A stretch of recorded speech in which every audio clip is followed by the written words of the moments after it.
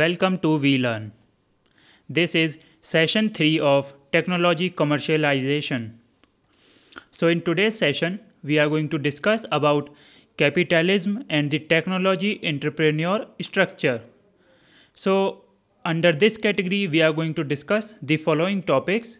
So here the first topic is entrepreneur and the challenge. Then the next topic is entrepreneurial activity based on innovation and technology. The third point is entrepreneurial capital and the value of a venture. The next topic which we are going to discuss is building an enterprise. After that, we are going to discuss about the economics, the entrepreneur and productivity. And at last, we are going to discuss about the knowledge economy. So first of all, let us discuss about the entrepreneur and the challenge. So an entrepreneur is a person who undertakes the creation of an enterprise or business that has the chance of profit. Entrepreneur क्या होता है? Entrepreneur कोई भी एक ऐसा person हो सकता है जो कि अंडरटेक करता है किसी इंटरप्राइज को for the purpose of achieving a profit. ये एंटरप्रेन्योर की अगर हम बात करते हैं, ये कोई भी एक ऐसा इंडिविजुअल, कोई भी एक ऐसा पर्सन हो सकता है जो किसी ऑर्गेनाइजेशन को रन करता है with a motive to get some profit. Basically entrepreneurs distinguish themselves through their ability to accumulate and manage knowledge as well as their ability to mobilize resources,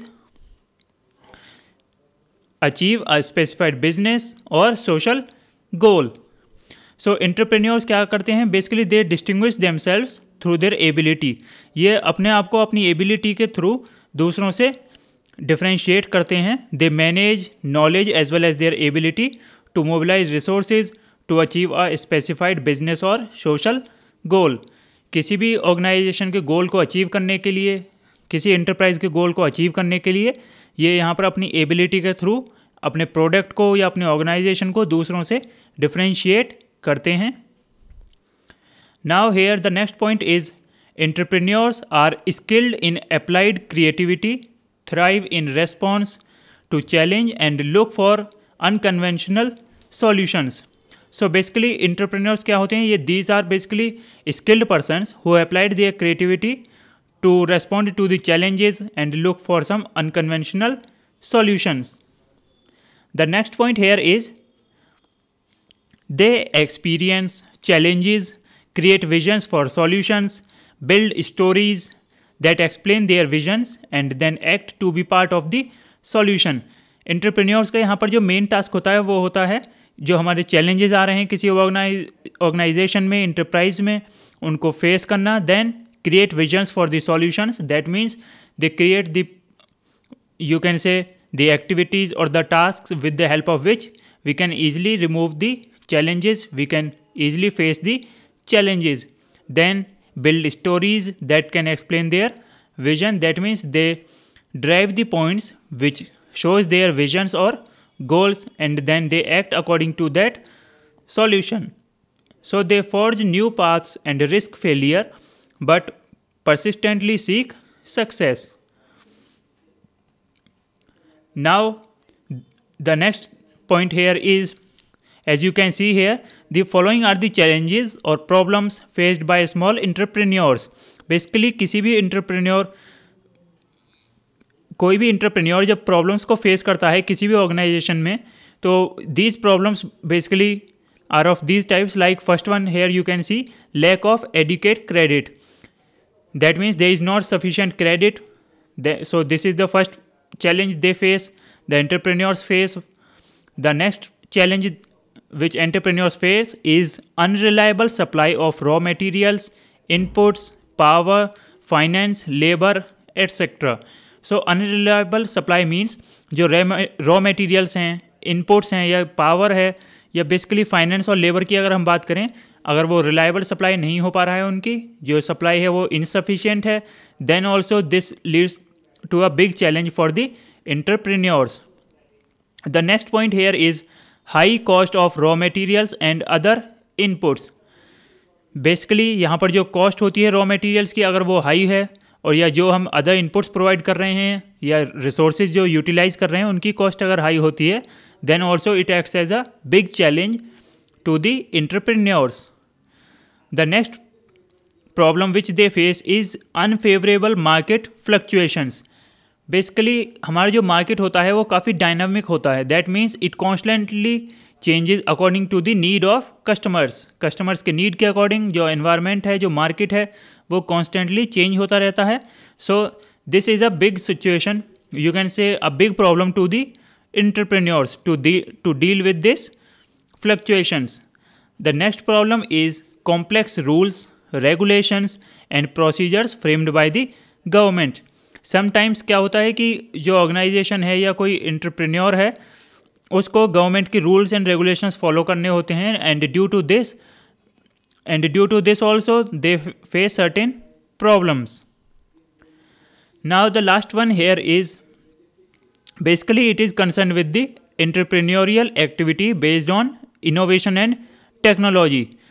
सो यहाँ पर एक्टिविटीज़ हैं जो कि हम परफॉर्म करते हैं during the innovation, like you can see है capitalism and enterprise are about having a dynamic economy and innovation. Capitalism की या एंटरप्राइज की जब भी हम बात करते हैं तो वहाँ पर जो मेन कॉन्सेप्ट होता है वो होता है डायनामिक इकोनॉमी और innovation, but ultimately the rest on the actions of business people that assume and accept the benefits and risks of an initiative। लेकिन यहाँ पर जो एक्शंस होते हैं वो बिजनेस पीपल्स के थ्रू ही डिसाइड किए जाते हैं, and the benefits and risks of an initiative. That means अगर आप किसी ऑपरेशन को परफॉर्म करने के लिए कोई इनिशिएटिव लेते हैं, then also there can be some benefits और risks to a particular organization. Now there are basically three factors which make up entrepreneurial action। entrepreneurial action में जो three factors important होते हैं, we are going to discuss them here। so here the first factor is a person or group who is responsible for the enterprise। किसी भी action में perform करने में यहाँ पर जो पर्सनस हैं या ग्रुप हैं जो किसी टास्क को परफॉर्म कर रहे हैं या किसी एंटरप्राइज का पार्ट हैं, वो काफ़ी रोल प्ले करते हैं यहाँ पर। The next point is the purposeful enterprise। that means there should be some purpose for a particular enterprise for their existence in a market। now the next point here is initiation and growth of the enterprise। that means starting and then developing of a particular enterprise and maintaining its growth। कि किसी organisation को हमने develop किया, उसको start किया, initiate किया, और फिर हमें उसकी ग्रोथ को मेंटेन करना है। So this is also another factor during entrepreneurial action. Now there are certain kinds of entrepreneurship. So first of all we will discuss about the incremental venture. So here the enterprise emphasizes on the founding and management of a business that entails moderate novelty such as a new restaurant in town। Incremental venture का मतलब है कि suppose यहाँ पर कोई enterprise है तो वो फोकस करता है founding and management of a business. किसी भी बिजनेस के फाउंडिंग में और मैनेजमेंट में ये काफ़ी फोकस करता है, रोल प्ले करता है। Now the second category here is innovative venture. So here the entrepreneur engages in an innovative activity that results in novel methods, processes and products. Innovative venture में क्या होता है, यहाँ पर जो एंटरप्रेन्योर होता है वो अपने आप को इंगेज करता है इनोवेटिव एक्टिविटीज़ में। इनोवेटिव एक्टिविटीज़ मीन्स ऐसी एक्टिविटीज़ जो कि एग्जिस्टिंग मार्केट में अप्लाई नहीं हो रही हैं, यूज़ नहीं हो रही हैं। सो ऐसी एक्टिविटीज़ को, ऐसे प्रोडक्ट्स को लॉन्च किया जाता है यहाँ पर, and therefore that results in novel methods, processes and products. यहाँ पे जो प्रोसेसेस होती हैं, मेथड्स होते हैं, प्रोडक्ट्स होते हैं, वो काफ़ी डिफरेंट होते हैं और ऑर्गेनाइजेशन से और एंटरप्राइजेस से। सो this is totally a different concept in market. The next point here is imitative venture। So imitative venture is founded by an entrepreneur who is involved in the rapid dissemination of an innovative idea or process। ये किसके through found किया गया था? ये उन entrepreneurs के through find out किया जाता है, यूज़ किया जाता है जो कि रैपिड डिसमिनेशन में बिलीव करते हैं किसी एक पर्टिकुलर आइडिया के या प्रोसेस के. So this person or group finds a novel innovation and transfers it to another region or country. यहाँ पर क्या किया जाता है, जो इनोवेशन पार्ट है उसको ट्रांसफ़र किया जाता है एक पर्टिकुलर रीजन में या कंट्री में. Now here the last one is rent seeking venture. So it basically focuses on the use of regulation standards or laws to appropriate some of the value of a monopoly that is generated somewhere in the economy. So यहाँ पर जो basic focus किया जाता है वो regulation standards पे किया जाता है, लॉज पर किया जाता है और स्कीम्स पर किया जाता है. दैट मीन्स किसी भी ऑर्गेनाइजेशन में, इंटरप्राइज में बेसिकली उनके जो स्टैंडर्ड्स होते हैं, रेगुलेशंस होते हैं, लॉज होते हैं, ये काफ़ी इंपॉर्टेंट रोल प्ले करते हैं. सो यहाँ पर जो फोकस किया जाता है रेंट सीकिंग वेंचर में इन चीज़ों पर किया जाता है. Now here are 4 steps for starting a particular business. So now first of all we are going to discuss them. So here the first one is the founding team or individual has the necessary skills or acquires them. किसी भी business को start करने के लिए जो वहाँ पर founding team है या जो इंडिविजुअल्स हैं उनके पास नेसेसरी स्किल्स होनी चाहिए या उन्हें वो स्किल्स एक्वायर करनी चाहिए. The next point here is the team members identify the opportunity that attracts them and matches their skills. That means यहाँ पर जो भी टीम मेंबर्स हैं उन्हें आइडेंटिफाई करना चाहिए अपॉर्चुनिटी को, so that they can improve their skills and they create a solution to match the opportunity. Now here the third point is they acquire or possess the financial and physical resources necessary to launch the business by locating investors and partners. ये यहाँ पर business को generate करने की कोशिश की जाती है थर्ड स्टेप में. बेसिकली यहाँ पर कोशिश कैसे की जाती है, हम यहाँ पर जो इन्वेस्टर्स हैं या जो पार्टनर्स हैं उनको लोकेट करते हैं so that our business can increase in a market, our growth rate can increase. So here we attract the investors और partners for the benefit of our business. The last point here is they complete an arrangement or contract with their partners, with investors and within the founder team to launch the business and share the ownership and wealth created. Last step में क्या किया जाता है, हम proper contracts और arrangements करते हैं अपने पार्टनर के साथ with investors. That means partners और इन्वेस्टर्स के साथ यहाँ पर कॉन्ट्रैक्ट किया जाता है. आफ्टर दैट जो फाउंडर टीम है वो लॉन्च करती है बिजनेस को and then if any profit is there then it is going to be shared between the owners and the different parties. Now they are basically 5 characteristics of an attractive opportunity. किसी भी एक attractive opportunity के लिए कुछ 5 characteristics यहाँ पर define की गई हैं. Among them the first one is timely. That means a current need और प्रॉब्लम. कोई भी चीज़ तभी इम्पोर्टेंस प्रोवाइड करती है किसी टास्क के लिए या ज़रूरी होती है जब अगर हम उसे टाइम पर यूज़ करें. किसी रिसोर्स को अगर हम टाइम पर यूज़ ना करें then it is just a waste of that resource and it is going to be a wasteful thing for a particular organisation. So there should be a time factor for a particular thing.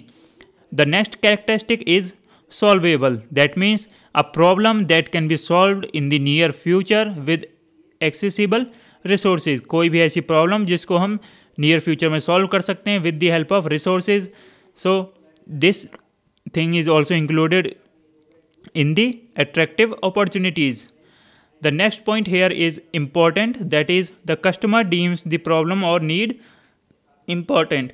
Customer जो होता है customer की need के according हमें identify करना होता है कि which one is important task and which one is not. The next one here is profitable. So the customer here will pay for the solution and allow the enterprise to earn profit. यहाँ पर जो customer है जो उसने solution लिया है या gate किया है उसके लिए या जो सर्विसेज उसने एक्वायर की हैं उसके लिए वो पे करते हैं and they allow the enterprise to earn some profit. Now we are going to discuss about the skills of entrepreneurship. So basically they are 8 skills of entrepreneurship. Entrepreneurship के लिए 8 स्किल्स होती हैं. Now we are going to discuss them one by one. So first of all, the first skill is entrepreneurs initiate and operate a purposeful enterprise. जो entrepreneurs होते हैं वो किसी भी एक ऑर्गेनाइजेशन को रन करते हैं with a motive. There is always a some motive to run a particular organisation. The next point here is entrepreneurs operate within the context and industrial environment at the time of initiation. जो entrepreneurs होते हैं वो operate करते हैं with in the context and industrial environment. जब हम इसको create करते हैं, किसी भी बिजनेस को स्टार्ट करते हैं, तब वो उसके अकॉर्डिंग ऑपरेट करते हैं, रेस्पॉन्ड करते हैं. Then the third point here is entrepreneurs identify and screen timely opportunities. जो एंटरप्रेन्योर्स होते हैं वो आइडेंटिफाई करते हैं और स्क्रीन करते हैं जो हमारी टाइमली अपॉर्चुनिटीज़ हैं उनको. The next point is entrepreneurs accumulate and manage knowledge and technology. Entrepreneurs क्या करते हैं? एक्यूमुलेट करते हैं और मैनेज करते हैं हमारी नॉलेज को और टेक्नोलॉजी को, so that we can perform our task in a better manner so as to achieve the goals of a organisation. Now, the next point here is entrepreneurs mobilize resources, financial, physical and human. Entrepreneurs क्या करते हैं? Mobilize resources को properly utilize करते हैं. Here, these resources can be financial as well as physical or the human resources. Now, the next point is entrepreneurs assesses and mitigate uncertainty and risk associated with the initiation of the enterprise. Entrepreneurs का जो main role होता है वो ये होता है कि किसी बिजनेस को स्टार्ट करने में जो उससे रिलेटेड रिस्क्स इन्वॉल्व होते हैं उनको रिड्यूस करना, so that a organization can exist in a market in a proper manner. Then the next point here is entrepreneurs enable and encourage a collaborative team of people who have the capabilities and knowledge necessary for success.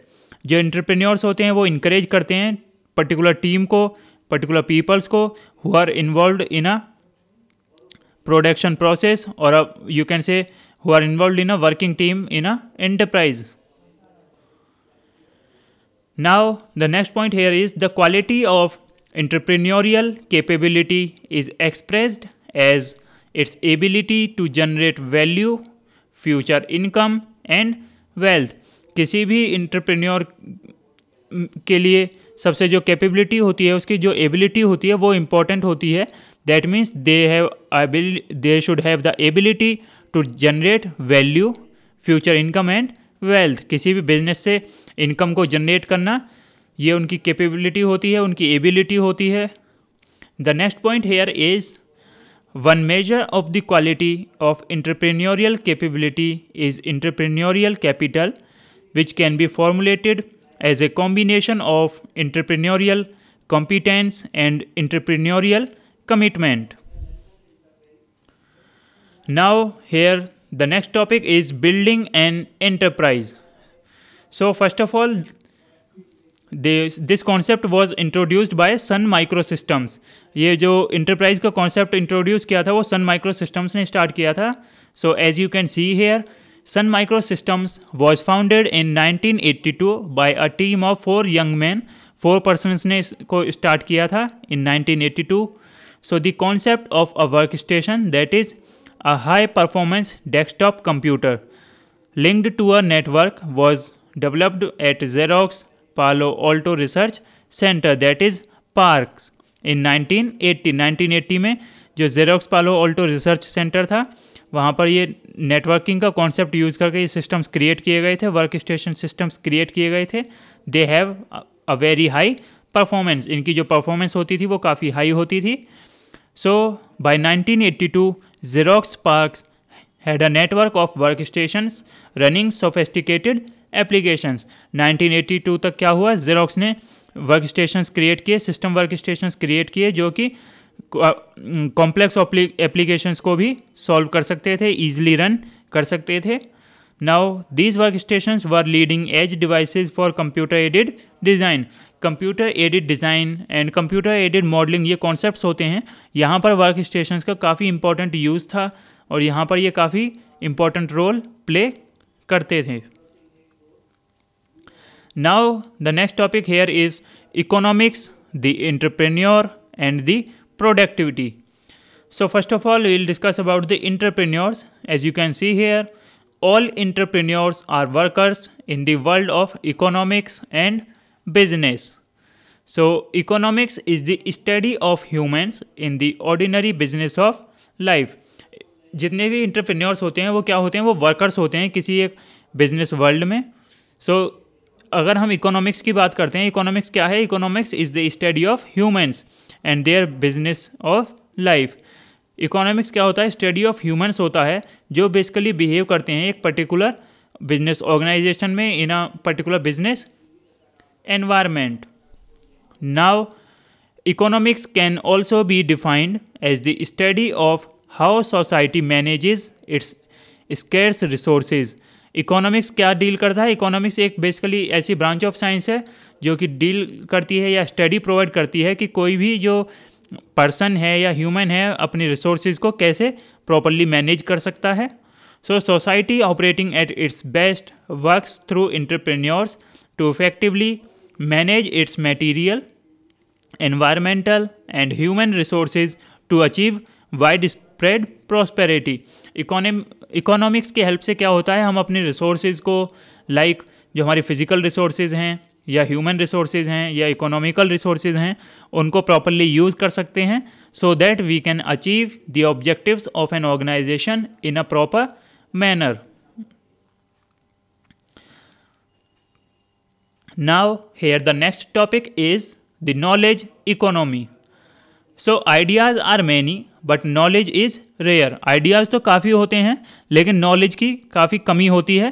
So generally ideas are filtered and transformed into knowledge. इसीलिए क्या process हम follow करते हैं, basically ये एक theoretical concept है, aspect है जिसके अकॉर्डिंग हम आइडियाज़ को फिल्टर करते हैं and then these filtered ideas are transformed into knowledge which can be used to guide the actions of entrepreneurs.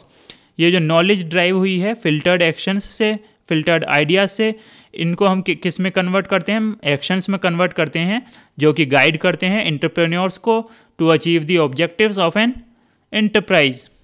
Then ideas are the raw material from which knowledge is produced. So as we have already discussed this कि जो हमारे ideas हैं, idea से हम actions को generate करते हैं. So basically idea क्या है? एक रॉ मटेरियल का वर्क करता है फॉर द नॉलेज पर्पस.